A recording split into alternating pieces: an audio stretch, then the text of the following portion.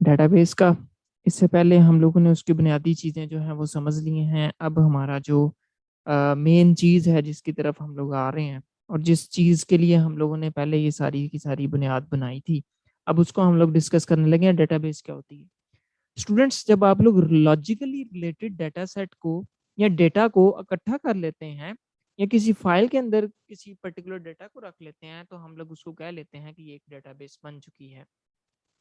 اب یہاں پہ اسٹوڈینٹس جو ہیں اکثر کنفیوز ہو جاتے ہیں ڈی بی ایم ایس سے اور ڈیٹا بیس سے. تین ابھی چیزیں جو ہیں ہم لوگوں نے اس میں کور کرنی ہے, جس میں نمبر 1 ڈیٹا بیس, نمبر 2 ہمارے پاس ڈیٹا بیس سسٹم ہے, نمبر 3 ہمارے پاس ڈیٹا بیس مینجمنٹ سسٹم ہے. یہ تین چیزیں ہم لوگوں نے سیکھنی ہے اس کے اندر.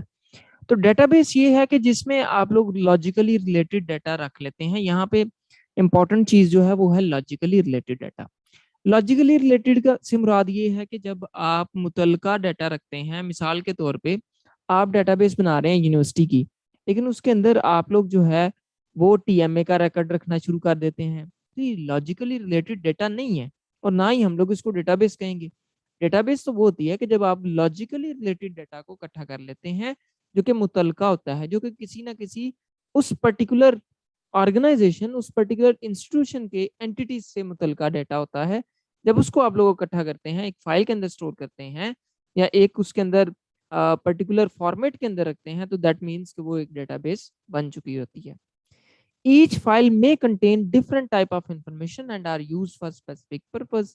وہی بات ہے کہ آپ لوگوں کے پاس جتنی بھی فائلز ہوتی ہیں ممکن ہے ان کے کوئی نہ کوئی مقاصد ہو, ان کے ہر فائل کا انڈیویجولی کوئی نہ کوئی مقصد ہو.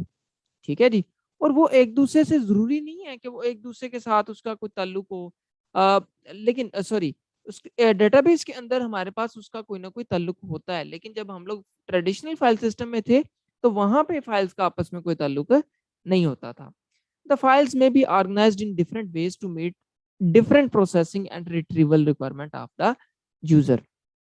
جو فائلز ہیں اس کو آرگنائز اس طریقے سے کیا جاتا ہے کہ وہ جو مختلف مقاصد ہیں جو کہ اچیو کرنے ہیں آپ لوگوں نے, لائک آپ لوگوں نے کوئی پروسیسنگ کرنی ہے, لائک آپ لوگوں نے کوئی ریٹریول کرنا ہے. ریٹریول کا مطلب ہوتا ہے آلریڈی جو ڈیٹا سٹورڈ ہے اس کو آپ لوگوں نے فیچ کرنا ہے, یا پھر کوئی اور پرٹیکولر قسم کی ریکوائرمنٹ ہے یوزر کی, تو اس کو آپ لوگ اچیو کرنے کے لیے ڈیٹا بیس بناتے ہیں.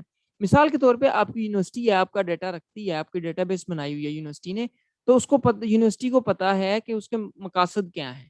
مقاصد یہ ہیں کہ آپ لوگوں کا جو تھرو آؤٹ ڈگری پروگرام کے اندر آپ کا ڈیٹا جو ہے وہ سٹور رہنا چاہیے, آپ لوگوں کا جو ایگزامس کا ریکارڈ ہے وہ رہنا چاہیے, آپ لوگوں کا جو پروفائل ہے وہ رہنا چاہیے, کیونکہ بعد میں ان دا اینڈ وہ ڈگری جب آپ لوگوں کو اوارڈ کرنی ہے, مقصد پرائمری آبجیکٹو کیا ہوتا ہے آپ لوگوں کا کہ آپ لوگوں نے وہ پروگرام پورا کرنا ہے. اس کے اندر آگے پھر سب پروگرامز ہوتے ہیں, سوری سب ٹاسک ہوتے ہیں, سب آبجیکٹیوز ہوتے ہیں, جس کو اچیو کرنے کے لیے مختلف یہ ڈیٹا بیسز وغیرہ آرگنائز ڈیولپ کی جاتی ہیں. اس کے بعد یہاں پہ دیکھیں تو نیچے ایک اور ایگزامپل ہے, یونیورسٹی کی ایگزامپل ہے. یونیورسٹی جو ہے وہ مختلف لائک اس نے ٹیچرز کی فائل کو مینٹین کیا ہوا ہے, اسٹوڈنٹس کی فائل کو مینٹین کیا, ایڈمن کو مینٹین کیا, ڈپارٹمنٹس کو, فیکلٹیز کو, تو اسی طریقے سے فائلز کو وہ مینٹین کرتے ہیں. میں ایک اور ایگزامپل یہاں پہ دے دیتا ہوں آپ لوگوں کو. گورنمنٹ ہے, گورنمنٹ ڈیلی کی سیلز, ڈیلی کی پروفٹ کی, پھر ڈیلی کی کوئی اور جو مسلینس کاسٹ ہے اس کی فائل, تو اس طریقے سے وہ بھی ڈیٹا اپنا مینٹین کر سکتے ہیں یوزنگ ڈفرینٹ فائلز.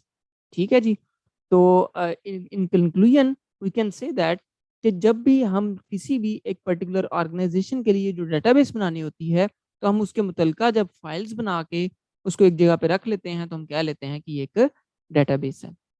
ٹھیک ہے جی اسٹوڈنٹس,